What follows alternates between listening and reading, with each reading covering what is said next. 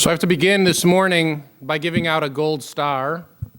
I never thought it would be, but during the Torah reading, Saul Bubis leans into me with the Torah open here on the bima and says, because of your teaching, Rabbi, I went home and watched Blazing Saddles, The Frisco Kid, and this is where I leave you. And if that's all that I achieve in my rabbinate, where congregant says, because of you, Rabbi, I went home and watched Blazing Saddles and The Frisco Kid, it is enough, Dayenu. This week, we turn to chapter 5 of Tomer Devorah, and it begins by introducing a word in the kind of introductory question that each chapter asks. Perek Hamishi, chapter 5, I'm on page 50. Ketzad yargil ha'adam atzmo b'midat ha'chesed.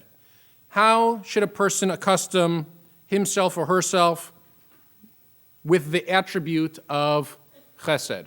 Now, I don't know how many of us have noticed, but in much of the material that has come out of the office in the last couple of months, whether they be cover letters to the membership forms, whether it be cover letter to the upcoming high holiday information that's being placed in the mail, I believe on Monday or Tuesday, the word chesed is being used a lot, and it is going to be used during high holidays over and over. So we should begin to understand what is meant by chesed. Colloquially, it is translated as loving kindness or acts of loving kindness, right? And so there are beautiful songs that we sing sometimes, Olam Chesed Yibaneh, a world of love, let's build. I actually think that it's far more functional than just an abstract concept of love. And that's what Rabbi Cordovero is going to begin to explain.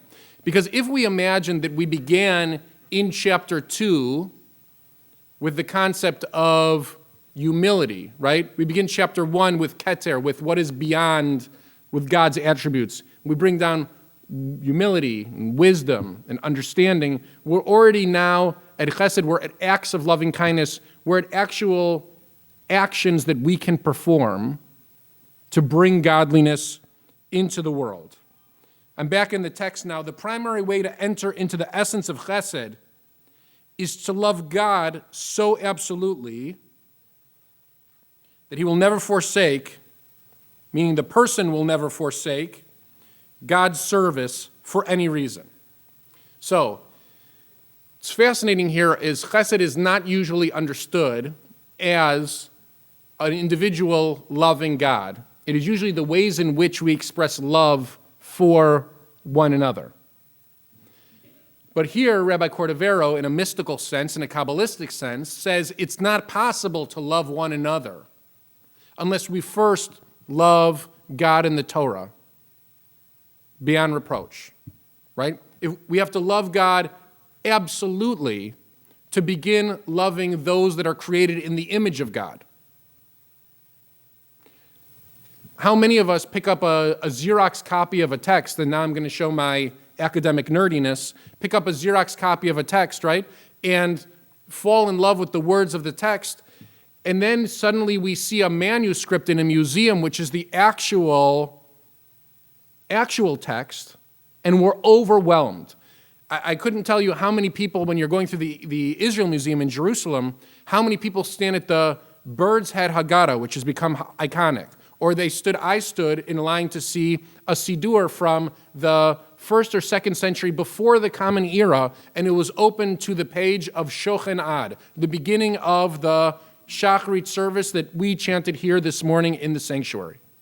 And we stand because we're overwhelmed, because we essentially carry with us copies each and every day. And when we get to see the original, it's beyond words. It's beyond words that it's been passed down from generation to generation to generation. And Rabbi Cordovero is saying the same thing about people and God. It goes without saying that we have to love God before we love one another. Therefore, a person should first prepare the requirements of the person's divine service, then the remainder may be used for other needs. This love should be fixed firmly in our hearts, whether we receive benefits from God or suffering and chastisement, and therein lies the trick of Judaism.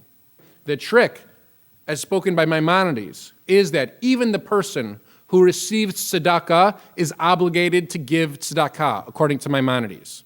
There is nobody beyond the realm, beyond the mitzvah of giving tzedakah. Even if your life depends on tzedakah, you are obligated to give something. And here, even if what you receive in this moment from God is suffering, what you should be returning back is love. Let's skip down. Furthermore, it is written, Uvechol me'odecha, which should be familiar to us because it's a quote directly from the Shema.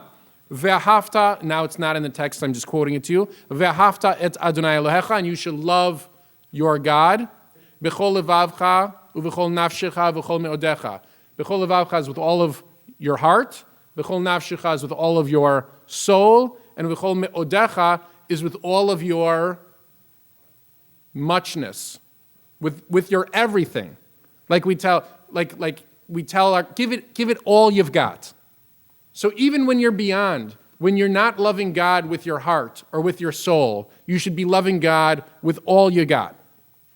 Give it everything you have. Give it your me'odecha. Give it your muchness.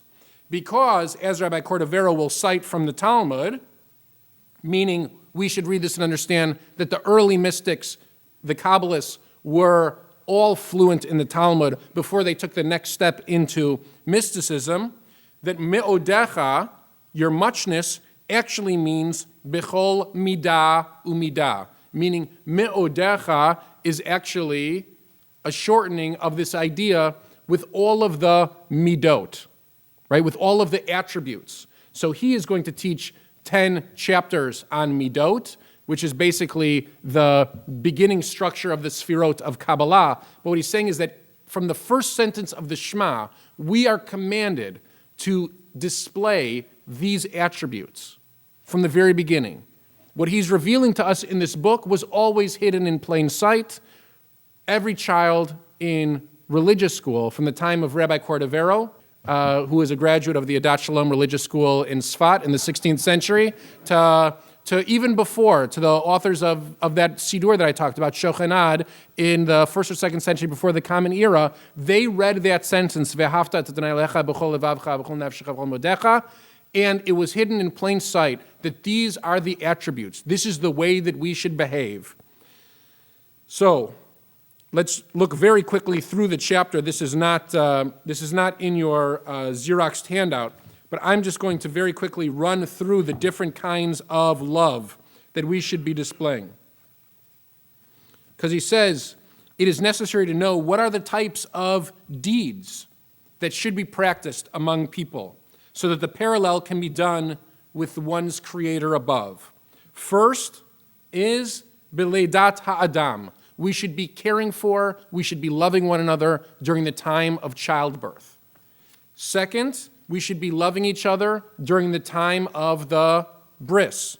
So keep in mind, these are all moments of chesed for a Jewish community to express love for one another. Third is we should be livaker cholim ulepatam. We should be visiting the sick, and we should be trying to heal them in whatever way we can. Fourth, latet tzedakah la'aniyim. We should be giving tzedakah to those less fortunate than us. Fifth, hachnasat orchim. We should be welcoming guests into our home and into our shared spaces like this sanctuary. We should welcome people with open arms. Sixth, esek hachai im hamet. We should attend to the needs of those that are deceased and to the needs of their families. Seventh, hachnasat kala lechuppah. We should be attending to the needs of the bride and groom and their families during the time of a wedding.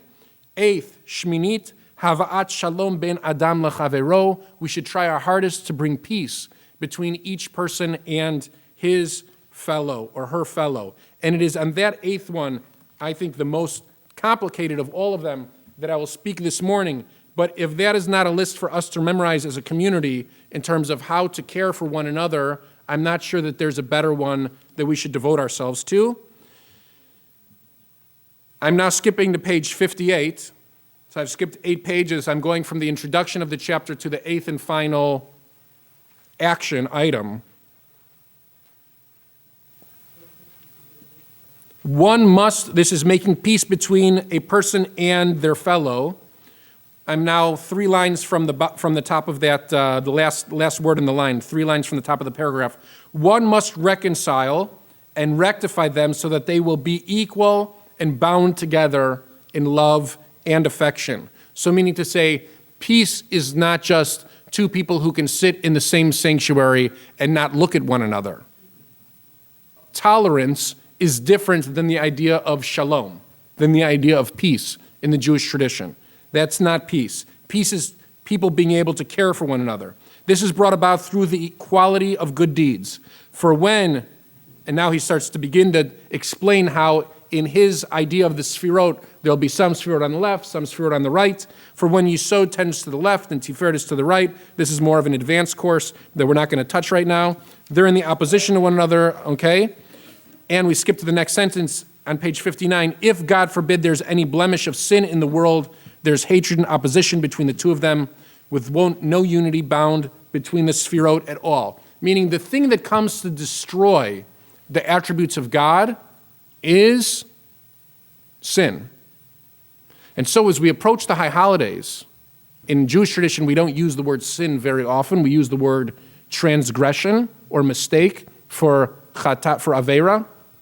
If there is transgression, what we do to prepare for the high holidays is we go to people and we say, I'm sorry, but the next step deeper than that is teshuvah, is that we actually look at ourselves to see how we can change ourselves, to better ourselves, so that we don't do it again. It's easy to apologize to somebody and say, I'm sorry that we got into that fight. The next time that you speak to somebody like that, you should really speak differently because your tone was so harsh, okay? That's not saying I'm sorry and doing tshuva in the Jewish tradition.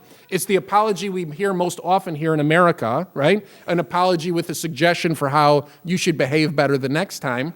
But what we're supposed to do in Yiddishkeit, in Judaism, is to apologize and think about how we should change to not make the same mistake the next time in relationship. One should bring the attribute of peace between them so that they begin to complement each other. This is the meaning of bringing peace between a person and their fellow. This is what it means, hava'at shalom bein adam lechavero, to bring peace between a person and their fellow. And this could be between a man and a wife, right? This could be between partners. This could be between attributes themselves. And this higher concept, I just want to bring about for 1 second, because this ties together all the previous weeks that we have studied. So some of us are heavy on wisdom and light on humility. And some of us are heavy on humility and light on wisdom.